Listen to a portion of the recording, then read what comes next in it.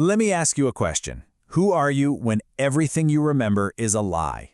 Seriously, think about that, because that single terrifying question is the key to one of the most incredible transformations in comic book history, and it tells us a whole lot about our own sense of self. We're going to dive into two totally different kinds of nightmares, all through the evolution of one character, Swamp Thing. See, on one hand, you've got the original version, a man trapped inside a monster. That's a physical horror, right? But then, it gets so much worse. It becomes a story of a monster that only thinks it was a man. And that horror, that's metaphysical. It's a dread that eats away at your very soul. So, let's start with that first nightmare. This is a classic, textbook case of what we call body horror. Body horror is that deep-seated fear of your own flesh betraying you, twisting into something grotesque and alien, while your mind, your soul, is still in there, trapped like a helpless prisoner. And the original Swamp Thing, he was the perfect example. Scientist Alec Holland gets caught in this awful lab explosion, and his body is transformed into this muck-encrusted monster. The real tragedy was that his mind, his memories, Alec Holland was still in there, pining for a life that was gone forever.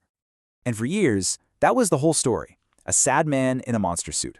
But then, in 1984, this new writer named Alan Moore comes along, and he decides to put that entire idea right under the microscope. The story was called The Anatomy Lesson, and it didn't just change the character, it completely redefined the whole book. See, Moore wasn't interested in a man trapped in a monster's body. No, he wanted to ask a much deeper, much more disturbing question about what this creature really was. Okay, so here's the setup. Swamp Thing's body gets captured and hauled off to a lab for dissection. The scientist, Jason Woodrue, is hired by this corporate ghoul General Sunderland, who just wants to exploit the creature's biology and commodify nature itself. But as Woodrue starts his cold, clinical autopsy, he hits a wall. He discovers this impossible physiology, vegetable-based organs that just mimic human ones. He realizes there are profound scientific flaws in the whole idea that a man could ever transform into, well, this. Human science just can't explain it. And that leads him to the horrifying truth. The big reveal is this. Alec Holland wasn't transformed at all. He died in that explosion. The creature we know as Swamp Thing is something else entirely, a spontaneous act of nature. It's a plant that was exposed to Holland's biorestorative formula and, in the process, absorbed his consciousness, his memories, his hopes, his fears. It's not Alec Holland. It's a plant that just thinks it's Alec Holland.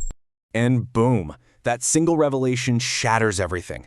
It takes the character from a physical horror into a profound existential one. To really structure this breakdown, Moore brilliantly used concepts from the philosopher Jean-Paul Sartre, basically creating a philosophical crisis that unfolds in 3 distinct stages. Let's walk through how this crisis just completely unravels.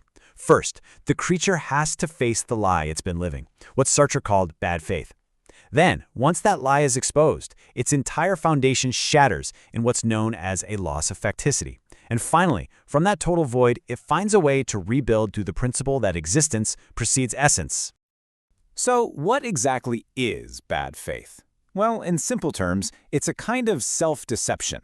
It's that horrible moment you realize you've been living an inauthentic life because you've been lying to yourself about who or what you fundamentally are. And this is just a perfect illustration of Swamp Thing's first stage of horror. He realizes that he, a plant, had been genuinely believing he was a man. Every single moment of grief for his lost wife, every ounce of longing for the human life he thought he lost, it was all based on a lie. He was living in bad faith. And facing that lie leads right into the second stage, the loss of facticity. Now, facticity is just the idea that our past, our real lived experiences, is the concrete foundation for our values and identity. It's the stuff that makes you, well, you. But Swamp Thing's memories weren't his own. They were just an echo, a dream from a dead man's life. So, with no real past, the entire basis for his identity was just gone. The foundation had completely crumbled. I mean, if your past is a lie and your present is inauthentic, who are you? Now, this total collapse could be the end of the story, but this is where existentialism offers a way out, a radical and kind of empowering solution to this whole crisis. It's this incredible concept that existence precedes essence. What that means is we're not born with a fixed identity or purpose, an essence. We just exist first. And then, through our choices, through our actions, we have to actively create who we are. We get to define our own essence.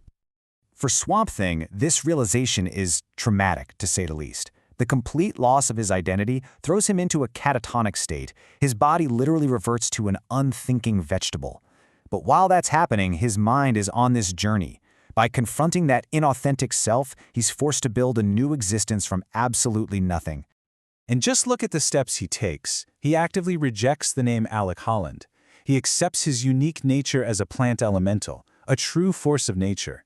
And in doing that, he transcends all the human limitations he'd unknowingly put on himself. He gains so much more power and understanding. He's not a failed copy of a dead man anymore. He's something completely new. And his whole journey comes together in this one powerful declaration. It's not about getting back what was lost.